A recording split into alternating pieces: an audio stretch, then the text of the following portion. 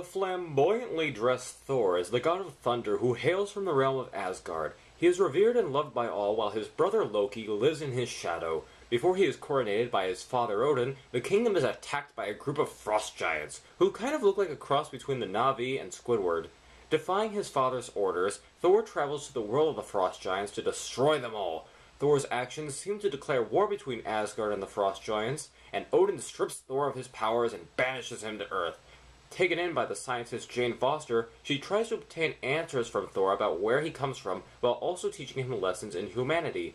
Meanwhile, Odin reveals to Loki that he is really the son of a frost giant, and then he passes out because he's still ashamed of being in the Wolfman remake.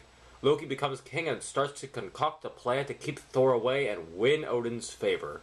When I heard that Thor was going to be the next Marvel film, I laughed. I thought it would be impossible to get a concept like this to work on film. And I'm sure it was no easy challenge. Marvel had to combine the world of science with the world of magic. How did they do? Extremely well. There are quite a few scenes where Asgard can be shown using various technological devices. Even the architecture looks very utopian-like. It kind of reminds me of something out of Metropolis. In the end, I had no problem believing that this was taking place in the same world as Iron Man and Hulk.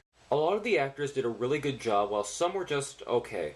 Chris Hemsworth as Thor was superb. He was the perfect mix of a cocky brute and a noble leader. I thought it was a really nice touch that he wasn't a complete moron, because Thor is actually pretty smart when it comes to strategic thinking and surprisingly knows a bit about astrology, or at least knows a lot about the 9 realms. Anthony Hopkins as Odin was a mixed bag. For a majority of the time, he does a really good job. Of course he does! He's Anthony frickin' Hopkins! There are 1 or 2 times, however, where he looks really tired or uninvested in what's going on.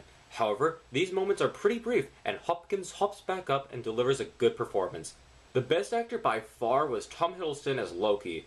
Hiddleston originally tried out for the role of Thor, but was given Loki's role instead. I'm so happy he got this role. Loki's given a good amount of depth, and Hiddleston is given so much material to work with that it feels like a complex character, though at times he just comes across as an asshole. I thought that there should have been even more moments emphasizing that Loki was conflicted about what he wanted, but sadly the movie doesn't have a whole lot of these moments. When buying the DVD, I noticed that there were a few deleted scenes. Out of curiosity, I checked them out and was stunned to see that there were scenes that added so much more humane elements to Thor and Loki. One scene showed Loki and Thor talking to each other right before Thor's coronation. It's just them acting like real brothers. It ends with Loki telling Thor that he is proud of him and wishes him the best.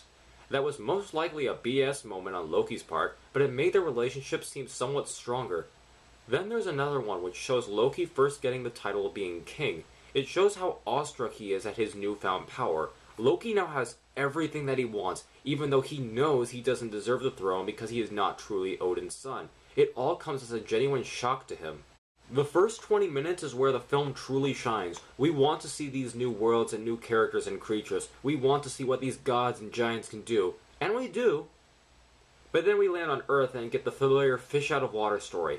Though this formula has been recycled countless times, I must say that what makes it work here is that Thor's redemption doesn't take so painstakingly long. When he learns a lesson, he genuinely learns it and doesn't make a fuss. That was a very welcome change of pace.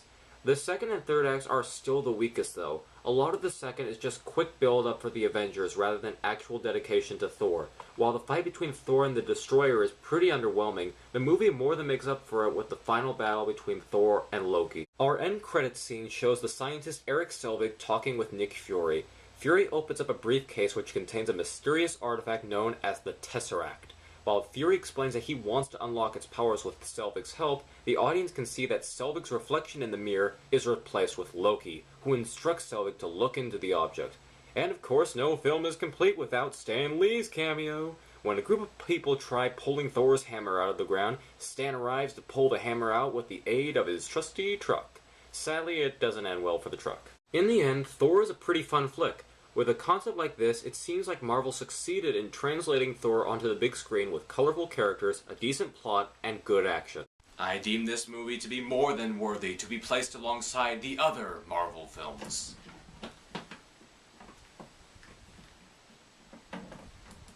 2 more to go.